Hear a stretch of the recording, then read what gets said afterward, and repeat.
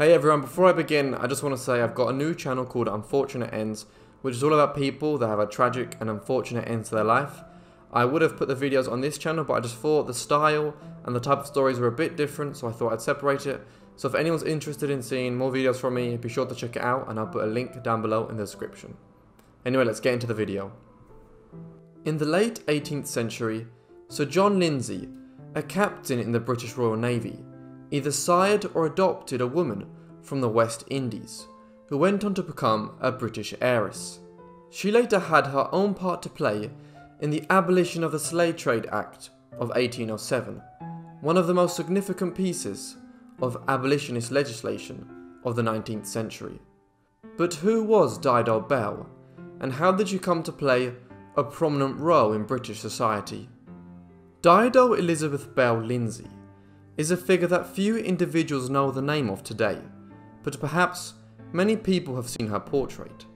Born most likely in June 1761, as the daughter of an African slave woman in the West Indies or Caribbean islands, she was either adopted or sired by Sir John Lindsay, a captain in the British Royal Navy in the early 1760s.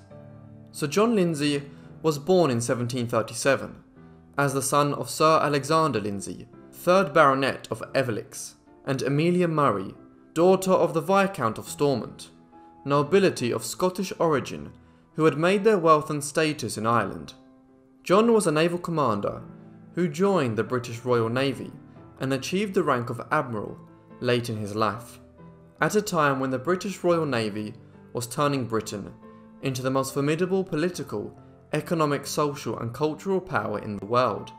The context in which John ended up adopting Dido was the 7 Years' War, a war between Europe's major powers which occurred from 1756 to 1763. This involved on one side Britain, Prussia, Portugal and several other smaller states, and on the other France, the Austrian Empire, Russia, Spain and Sweden. Because several of the belligerents had overseas colonies, the war took on an international dimension, particularly in North America, India and the Caribbean, where both France and Britain had overseas colonies in the mid-18th century. This was what brought John Lindsay to the West Indies in the late 1750s and early 1760s. In 1757, he was made a captain of the HMS Trent, a 28-gun frigate of the British Navy. It was during this engagement that Sir John entered into a relationship with an enslaved African woman named Maria Belle while on duty near Havana in Cuba. This union may have resulted in the birth of their daughter around the summer of 1761, though it is also possible that Dido was an adoptive daughter. Frustratingly, this aspect of her background is unclear. What we do know is that Dido was eventually baptised on the 20th of November 1766, back in England at St George's in Bloomsbury as Dido Elizabeth Belle Lindsay.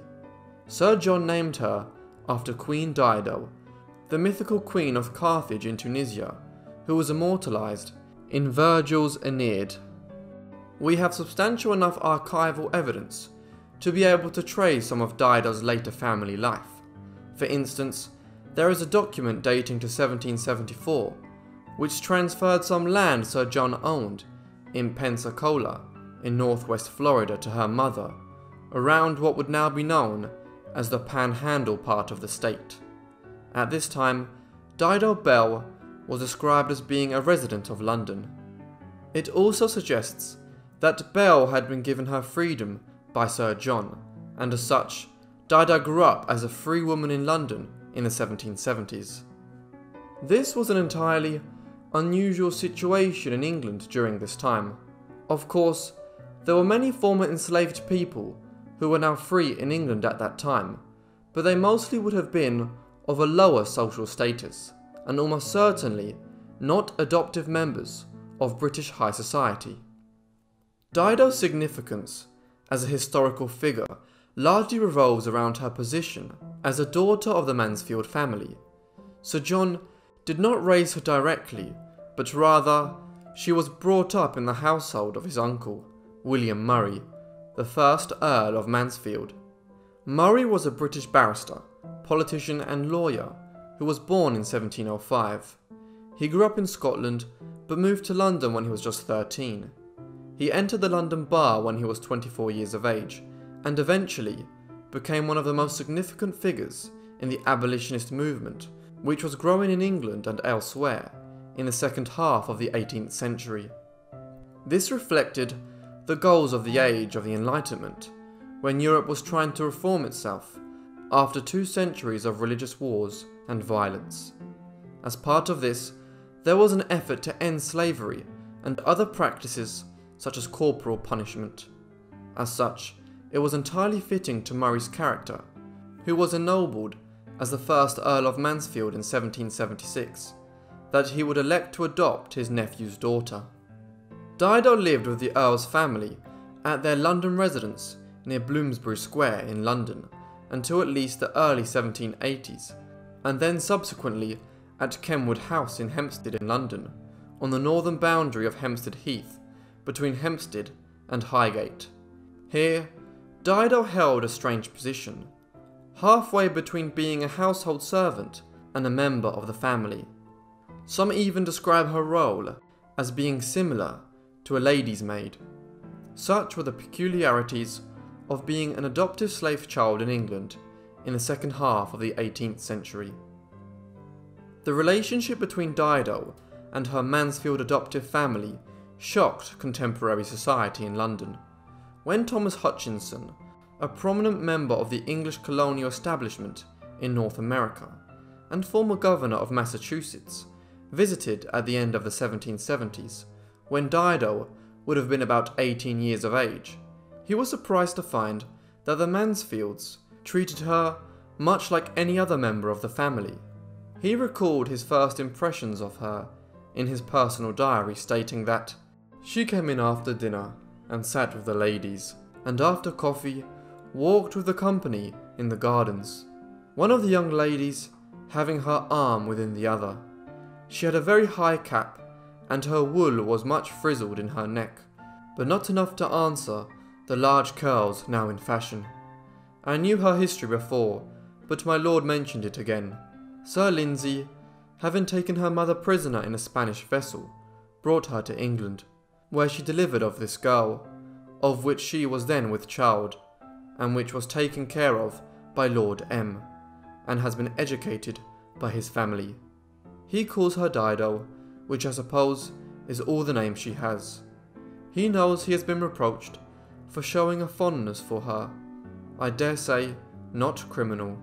Hutchinson also mentioned that Belle was called upon by my lord every minute for this thing and that, and showed the greatest attention to everything he said.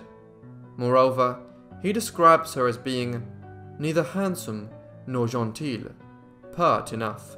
Additionally, the Earl of Mansfield provided her with a level of education which would have been even above average for a child of the English nobility in the mid-18th century. Dido's fame to a large extent rests on a portrait of her which was almost certainly painted in 1779, when Dido would have been 18 years of age. It is generally attributed to Johann Zoffany, a German neoclassical painter who was actively working in England in the second half of the 18th century, though it has been argued that the painting was produced by David Martin, a Scottish painter and engraver who lived between 1737 and 1797. It is more likely, however, that Zoffany was the artist. Some of his work was undertaken at the royal court where he depicted King George III, and the portrait of Dido Belle bears considerable technical similarities. Like Dido, Elizabeth Murray, the girl next to her in the portrait, was actually a daughter of Sir John Lindsay, but had been brought up in the Earl of Mansfield's household from a young age. As such, Zoffany depicted Dido here in a manner which reflected his racial biases, and which would have been typical of the age. But there is a familiarity between the two. Lady Elizabeth acts towards her with a familiarity which is indicative of a close bond. This is the main reason why the painting has become so infamous: the bond between the two adoptive sisters. Dido led a comfortable life by comparison with most of those who would have come from her background, and indeed most people of native British birth in the second half of the 18th century, a time when the movement of people to towns and cities of England at the outset of the Industrial Revolution was bringing with it enormous urban squalor. She was provided with a pension by the wider Mansfield family, though her father, or adoptive father, Sir John Lindsay, did not bequeath anything to her in his will. This was despite the fact that Sir John died without a legitimate heir and left £1,000 to another illegitimate child. However, when the Earl of Mansfield died in 1793, he left Dido an annual payment of over £100 to maintain her. Despite being a woman of African descent in English high society, Dido Belle did marry in later life, though this came at an older age than was customary at the time. On the 5th of December 1793, when she was 32 years old, she married John de Vigne.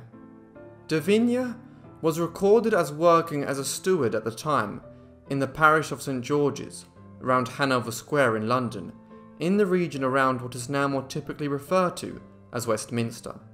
De Vigne had become involved in an infamous incident known as the Zong Massacre, where more than 130 African slaves were killed by the crew of a British slave ship off the coast of Jamaica on the 29th of November 1781.